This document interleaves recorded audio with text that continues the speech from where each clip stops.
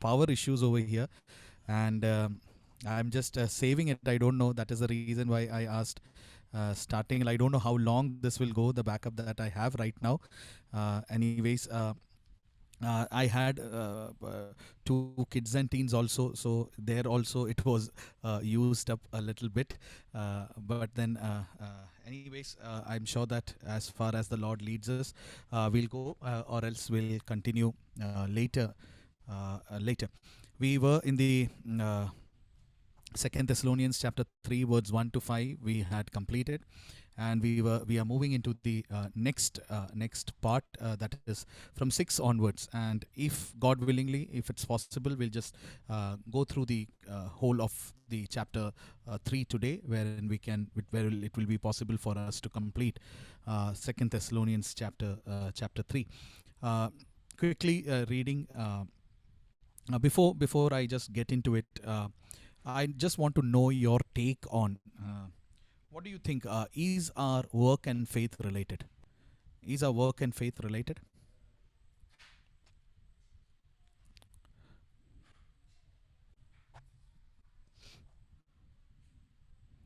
Or in a way, എനിക്ക് തോന്നുന്നു ആ ഒരു ക്വസ്റ്റ്യൻ ഇച്ചിരി is there a connection between God's work and our work? You can take it in that way. The work that we are doing right now and God's work, is there a connection between these two? Or you can just either unmute or just put in a chat one or two, if you could just to know your take on this.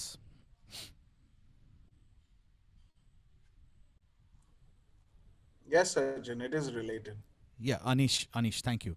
It is related, right? You say it is related. So I believe that everyone does go along with this line, saying that yes, it is related. So anything that we are doing, if we are working in a IT company, we are not just another IT employee who happens to be a Christian, but what we need to understand is that we are a Christian IT employee. Both, there is a big difference. I believe you can understand. See, it is not just if you're working as a teacher, if you're working as a lawyer, if you're working as a doctor, if even if when you are a student, there is a difference in the things that we are doing. There is a difference that in the things that we are doing. Why do I say that is, see what we do and why we do it. It always shapes our identity and gives us our identity. There is the reason why I asked you, because many times we may consider the secular work and the sacred thing to be different, lying at different planes. There is a reason why I asked this question, because we are dealing with something like that in the portion that we are going to meditate today, that we are going to study today. As I said that when we look at the Thessalonian letter, three things that Paul always wanted to emphasize. Each and every chapter deals with different things. If the first chapter, if you could just recollect, it was about commending what they did. You're good, you're wonderful, you're doing good. It was about it. Then the second chapter was about comfort. The persecution that they're going through, in a way they are going to be comforted because of the second coming of Jesus, where all the troubles will be gone, where they'll be having power over everything else. So that is what was being said. And the third chapter, when it comes, I said it speaks about there is something that needs to be corrected in them, and that is their laziness, their idleness, the way they have taken up their work. They are not doing any work, expecting Jesus to come back again. And that is what the just to make you understand that context. So we are dealing with work, and that is the reason why I just wanted to know your take on it. We begin with chapters verse 6, which it says, "Now we command you, brothers, in the name of our Lord Jesus, that you keep away from any brother who's walking in idleness and not in accord with the tradition that you received from us. For you yourselves know how you ought to imitate us, because we are not idle when we were with you, nor did we eat anyone's bread without paying for it. But with toil and labor we worked day and night, that we might not be a burden to any of you. It was not because we do not have that right, but to give you in ourselves an example to imitate. For even when we were with you, we would give you this command: if anyone is not willing to work, let him not eat. For we hear that some among you walk in idleness, not busy at work, but busy bodies. Now, such persons we command and encourage in Lord Jesus Christ to do their work quietly and to earn their own living. As for you, brothers, do not grow weary in doing good. If anyone does not obey what we say in this letter, take note of that person and have nothing to do with him, that he may be ashamed. Do not regard him as an enemy, but warn him as a brother. So, as I said, that being a Christian does define me, what I do as a Christian. Whether, and you can fill in that blank wherever you are placed, whatever you are doing, you can fill in that blank. It has to define what you do, being a Christian is different from being a person who doesn't believe in Christ, who doesn't know the Word of God. So in everything that we do, we need to understand this. Uh, See, to work is there was a time, and there is a time even now, when we consider work to be sacred, secular, and these religious thing, coming to the Bible study, going to worship and all, to be the sacred thing. But there is always a relationship between work. Work is a sacred thing also. That is what we need to understand. Why I said this is, the Jewish people, when Paul speaks of this, there are two communities that he's dealing with. One is the Jewish community, and the other is the Roman community, the people where they are. Now, when we take into account both these communities did not consider work to be a sacred thing. They consider work to be a secular thing, and also something that was not of much value. They considered praying, going to the temple, reading the Word of God to be of something more important.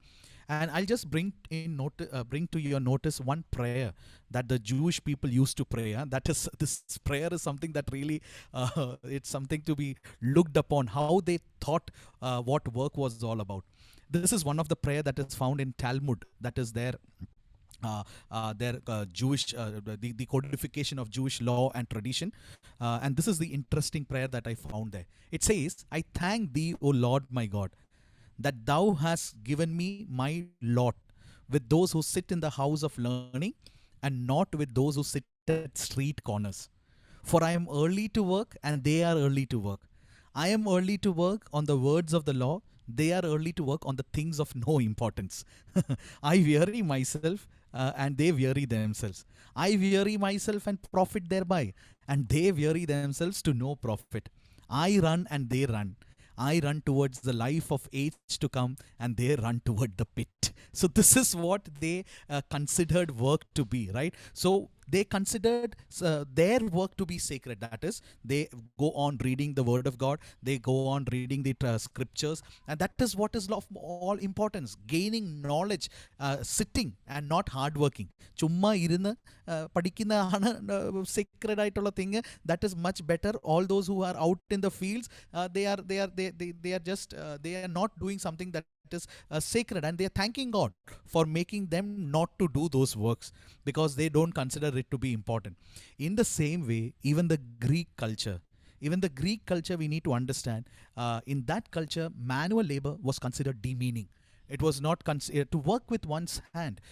Most of the Greeks considered beneath their dignity. It was only for slaves and mere artisans. And as you all know, the elite and the noble were those who remained afar from all these things, and they only dealt with intellect, like philosophy and religion. So we need to understand that Paul always encountered these people. It is not only with these people. This was the community that was there, and this attitude Paul has faced from everyone. And wherever he has planted a new church, I believe there would always be such people.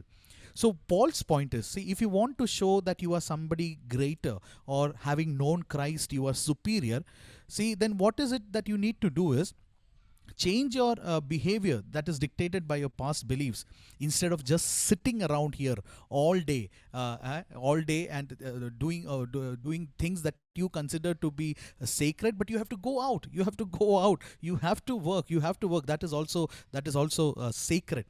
If we can just go back to chapter First Thessalonians chapter 4 verse 11 and 12, there also Paul just in a passing reference he says, aspire to lead a quiet life, to mind your own business, and to work with your own hands, as we commanded you, that you may walk properly towards those who are outside, and that you may lack nothing. You have to work, don't depend on others. You have to work so that you may not lack anything. And as we come to this particular portion, verse 6, as we begin, it says, now we command you, brothers, in the name of our Lord Jesus Christ, that you keep away from any brother who's walking in idleness and not in accord with the tradition that you received from us. I'm just going on little fast because I don't know when this thing will get over. So please bear with me for today. Right? So this is how he begins this particular verse. I would say what he's trying to say when we read this particular verse itself, he says that you need to alienate yourselves from few people in your life. This is one thing that is necessary. A believer needs to alienate themselves from few people. And he says, you need to keep away from whom? Who's walking in idleness and not in accord with the tradition that you received from us. Now, when he starts this verse, he's saying that, this is not it is not just an idea or an option that Paul is putting forward in front of the Thessalonian believers. But what he's saying is that, this is a command. You have to follow this. He invokes this in the name of the Lord, and that makes it more authentic, right? We command you in the name of our Lord and Savior Jesus Christ, to add weight to the authority of his words. He's adding that, and he's saying this. What is the command? That the fellowship of believers is to be pulled back from those whose lifestyle is out of the line from God's revealed will. And he says two things: from whom we are to move away, from who are walking in idleness, not in accord with tradition that you have received from us. Now, when it comes to tradition, most of the time we consider tradition and scripture to be different, right? We always, that is how we take into account. Tradition is different, scripture is different. Well, it is different in many ways. Now, when Paul speaks about tradition over here, we cannot make a separation with regard to tradition and scripture, because this tradition over here, it isn't unscriptural. There is a scriptural tradition, and what Paul is speaking about is the apostolic tradition that is passed on. Now, in the First Thessalonians chapter 2 verse 13, if we read and if we connect both these, there we'll get an idea. First Thessalonians chapter 2 verse 13, it says, you received from us the word of God's message, and you accepted it, not as word of men, but for what it really is, the word of God. So everything, not only directly from the word, but for everything that came out from the apostles' mouth, they accepted it. That too was a tradition that Paul speaks about. And Paul says that you need to alienate yourselves from all those who are not walking in this path that we have told you is something that you need to walk with. You need to alienate yourself. If you do not alienate, Tarota, and the reasons he says, if you do not alienate, see, there are chances that you too might become one like them. You too might become one like them. And so, first thing that you need to do is move away from such people. Move away from such people. And he gives in another option also. What is it that you can do? What is it that you can do in verses 7 through 9? For you yourselves know how you ought to imitate us, because we were not idle when we were with you, nor did we eat anyone's bread without paying for it. But with toil and labor we worked day and night, that we might not be a burden to any of you. It was not because we do not have the right, but to give you in ourselves an example to imitate. Now, second thing that he says is, when you alienate yourselves, you need to accompany someone. And what is it that you need to accompany? You need to accompany an example. And Paul says that, remember, we practiced what we preached. Everything that we have preached, we have put it into practice. And Paul had taught the believers that, they are to work, And who can be a much better example than Paul? He demonstrated it in his own lifestyle. If we can just go back to the Paul's life and his the way he worked, we can say that he always he was a tent maker by trade, though a Jewish rabbi, and he received training at the feet of world's one of the what you say finest teachers, Gamaliel, right? Even then, he took up this trade. He learned this trade, and while he was busy with the task of preaching, going around planting churches, we need to understand that he was also working hard as a tent maker, who he took his trade as a tent maker so that he could receive certain amount, earning enough money to buy food, lodging, taking care of his own needs, and also those who accompanied him. Now, what we need to understand is that, see, 9 he says, in verse 9 he says, it was he did have the right to expect support from people. He did have right, but since he was doing the Lord's work, he was completely involved in this. He says that he had right. It was not because we do not have that right. They had the right to take the support from people. And if you have read First Corinthians and Galatians, there Paul very sternly says that full-time Christian workers ought to be supported by those who are ministering to. All those people to whom the full-time Christian workers are supporting or ministering, they need to support these people. Paul very, very strongly says it. But here Paul is trying to say that though he had a right to support, he had a right to take the support, he didn't exercise that right. And it was for one reason. He didn't want any of his opponents to get something to be charged upon, right? He didn't want his opposition, there was lots of opposition, and he didn't want to give them one more chance of taking support from them, and people saying about it. And so his manual labor would provide in a way of a solid example to all those who thought that physical work was beneath dignity. In a simple ways, if Apostle Paul could make tents, why can't the others? If I, who am fully involved in ministering to the people, why isn't it possible for the others, is what Paul is trying to say. So Paul says that you can take my example. And what better example, Elie?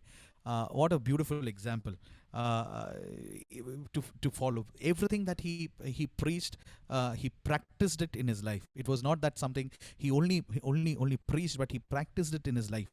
And he says, see, you alienate yourself from those people who don't want to work, who are busy, lazy, lying over there, not working, thinking that this is menial job. And since now Jesus is coming back, what use of working? Why we just waste our energy doing hard work? Why can't we just be as it is right now? And he says, you can take our example, accompany our example, as to what it is to be, what is this to be done. And as he moves forwards, in verse 10, he says, for even when we were with you, we would give you this command: if anyone is not willing to work, let him not eat. பயங்கர ஒரு verse ஆனா, so harsh Paul over here. He's saying, if anyone is not willing to work, let him not eat. It's so harsh. See, what we need to understand is that Paul says certain thing, and Paul doesn't say certain things. When we look at this verse, at the first notice, we may think that he can't be so harsh. How can he be so harsh? If anyone is not willing to work, let him not eat. But what Paul is trying to say is, I believe, see, you need to audit your giving. When you're giving, you need to audit your giving. Giving is good, you need to give. But to whom you are giving, that you need to audit in your life. See, when we look at this verse carefully, he doesn't say, if a person doesn't work, neither shall he eat. Right? If a person doesn't work, he will not eat. That is not what he's saying. What he's saying, if anyone will not work, which means he's speaking of those who can work but won't work. They have all the ability in them to work, all the energy in them to do work. They have everything in them to do, but they will not do. Either they are what you say, they are lazy enough, or they are purposefully idle. They just want to depend on others' support. That is what it is. But we need to keep in our mind that uh, Paul is not referring to people who cannot work. That is, in every situation, or in every country, or in every place, there will be people for whom it is not possible for to work, either physical problems or disability, or it may also be possible that sometimes family demands that they may not go to work. I have seen such people during my ministry, wherein the son cannot go out to work because he has to take care of his father and mother. If he goes out, it's not possible, for both are bedridden. Some I've come across a case. So this is not what Paul is saying. Paul is not saying about these people. In fact, all throughout the Bible, we see that the prophets and God everywhere, they have asked us to take care of these people, right? In Old Testament, we find prophets revealing God's tender heart for widows and orphans. In James, it says that the pure and undefiled religion, what does it consist of? It consists of helping widows. Even in the book of Acts, we see how the church took care of the widows, right? Even the local church that we are involved in, our church needs to take care of those people. But that is where we need to ചുമ്മാ കൊടുക്കാൻ വേണ്ടി കൊടുക്കല്ല, right? എൻ്റെ കയ്യിൽ ഒത്തിരി പൈസ ഉണ്ടെന്ന് പറഞ്ഞ് that is not Paul is what trying to say. You give to people who very much are deserving. You audit your giving. What Paul is trying to tell you over here, see, your alienation might not be such a powerful example for them to change your life, but not providing a food, Paul is trying to say, hunger will teach them a lesson. You are alienating themselves, but they are being supported. So that doesn't make any difference. But hunger will make a difference, and so teach them in that way. Is Paul is trying to say. So work, I believe, is God's gift. From the very beginning creation account itself, if we take, work has been considered to be something of great importance. God just didn't simply put Adam and Eve in the garden and told them to enjoy everything that he has given. No, they were given a command. You need to till it, you need to work for it. This is a command that was given. You have a duty to tend and keep the garden beautiful. And God himself is a God of works. The creation, his handiwork, everything. And so if God is a God of work, he demands something from us also. And so that is where I want us also to understand, keep in our mind, wherever we are, in whichever position God has kept us, there is no distinction between secular work and sacred work. As far as a Christian is concerned, wherever we are placed, in whichever position we are placed, we always need to remember there is a tag Christian which goes in along with us. Christian. So wherever we are, we need to understand that everything is sacred. Everything needs to be taken into that position. If somebody, if our mothers are not working, if they are homemakers at home, the washing that they do, the ironing that they do, the cooking that they do, see, everything is sacred. That too is sacred. Everything needs. We are called to something everywhere, wherever. That is where Paul also says, whatever you do, do you do for the glory of the Lord? Is Paul what is trying to say? So audit your giving. You need to audit your giving. And as we move forward, Paul over he says in verse 11 through 13, for we hear that some among you walk in idleness, not busy to work, but busy bodies. Now such persons we command and encourage in the Lord Jesus Christ to do their work quietly and to earn their own living. As for you, brothers, do not grow weary in doing good. Do not grow weary in doing good. Now, Paul over here says, see, you when you audit your giving, there is something that you also need not do. Attracted to others. Now, there is a reason why I have taken this word, but don't misunderstand me. I just wanted to keep everything starting with A.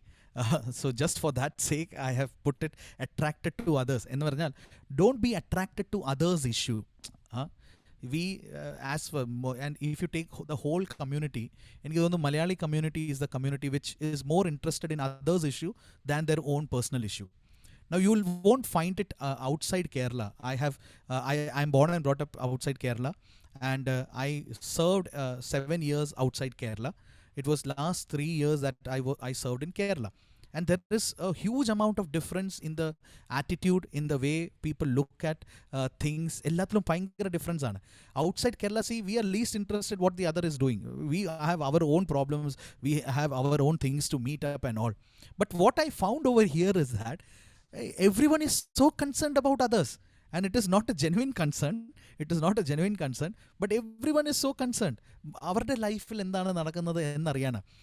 And the reason why is that over here we don't have any other work. It is just to sit, and there is no other work that is there. So the only thing that we can do is be concerned about others.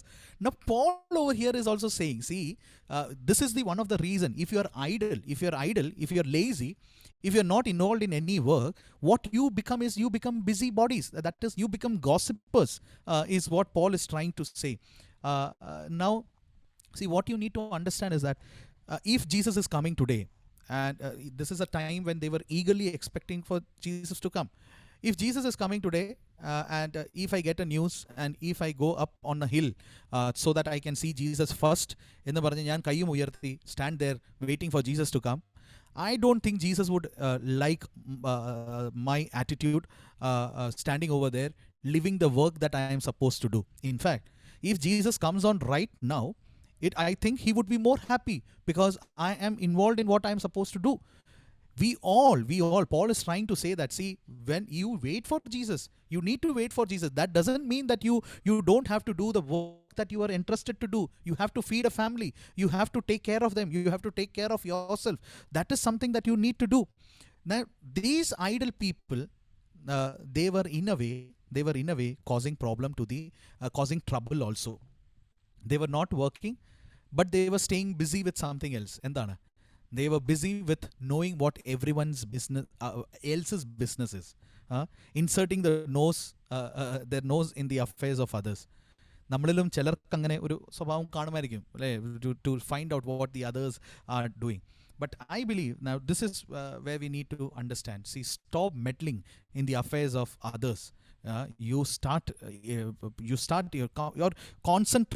concentrate on work so that you won't think about other things. The idle mind, as we all say, is the devil's workshop. So don't keep your mind idle. Where do you, if you just analyze, where is it that we find the highest crime rates? We'll see that knowingly or unknowingly, all those states where crime rates are higher, job over there for the youngsters is really less. And when there is nothing to do, what else can we do? What else can we think about? And that is where these things come into our attention. He says that, please, you concentrate on your work, your family, and do those things. And when we say that, it is in relation of not poking into the affairs of other people. Very quickly, I go with the next verse, where it says, if anyone does not obey what we say in this letter, take note of that person. Have nothing to do with him, that he may be ashamed. Do not regard him as an enemy, but warn him as a brother. ഭയങ്കര statement ആണ് അല്ലേ? I just love the statement that he said. What is he trying to say? He's saying, you accept the sinner, but reject the sin. You need to accept the sinner, but you need to reject the sin. He says that, you need to note or mark, if anyone does not comply with these instructions, withdraw Christian fellowship from them, is what they're saying. Draw a line. Stop communicating. Because he's not accepting, he's not obeying. No more relationship. Now, because see, what we'll need to associate it with something else. You may say that now we need to cut off everything relationship. That is not what Paul is trying to say. What he's trying to say is that, if a simple example, we all believe that the Holy Spirit speaks to us. Every time that we do a wrong, the Holy Spirit convicts us. It convicts us. But uh, the first lie that you told in your life, first lie, ആദ്യത്തെ കള്ളം ചെറുപ്പത്തിലായിരിക്കും പറഞ്ഞത്. The first lie that you told, uh, we were really very pained by speaking that lie because we were very small, and back in our mind it was always there that our Sunday school teacher has told us not to tell a lie, and it did cause us a lot of pain. But very soon we spoke the second lie. Very soon we spoke the third lie. Every time this voice was there that to lie is something wrong. To lie is something wrong. But today, how beautifully and how easily we lie. And we never find that voice for us to listen. We see, the Holy Spirit was always trying to change us. It's trying to change us. It is still there, but we are not considering him. We are not regarding him. So what Paul is trying to say is that, see, when the Holy Spirit shows me that something I need to repent and change of, if I reject the Spirit's work, in a way, we will find that the Spirit has started to ignore me or started to not have fellowship with me. He still is having, but it is we who have moved aside. It is we who have moved aside, we who are not listening. But what he's trying to say is that distance you need to keep. He's not ready to change. So you keep your distance. You have told him everything as much as is possible. You have told him, but you keep a distance. But what is striking over here is, if you read the last verse, do not regard him as an enemy, but warn him as a brother. See, what he's trying to say is that he don't consider him as an enemy. That is where I'm saying cut off in the പറയുമ്പോൾ, it is not that cutting off. Warn him as a brother. The relationship remains the same. You are still a brother. You're still a brother. You still continue to remain the same. You still continue to remain the same.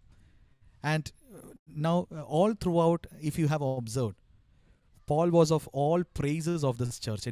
Wonderful church, beautiful church. They were given lots of what do you say, appreciation for what they are doing. But one thing that we all, or this church is an example in this case also. I believe no church is a perfect church, no matter how healthy it is. Right? Everything was told about them was wonderful and perfect and all good. But what we need to understand is that no church in that manner is perfect in any sense. And that is something that we need to understand, that we need to know, that there is no church that is completely perfect, with regard to the things that are there in this world. We may think that we all are perfect, but there is always this imperfection in us, which will make us to understand that although there is everything perfect, there is still things that are not completely perfect, completely going in line with them. And that is what we need to understand as we come to the close of this Thessalonian letter, wherein it says that 5 things that Paul tries to tell us, 5 things that Paul wants to remind us in a way. Paul wants to remind us: alienate yourself, accompany example, audit your giving, don't be attracted to others. You need to accept the sinner, but you need to reject the sin. Oh, such a beautiful and a wonderful church this is. The last is just the concluding part, wherein he offers in the peace and all, and that concluding parts comes in. But rest all, Paul is trying to say that you need to continue to be this church. You need to continue to be this church, but you need to remember and you need to understand that even when we are a perfect church, there is some sort of imperfection. There is some sort of imperfection that is there, which we should not forget in any ways. We should not forget in any ways,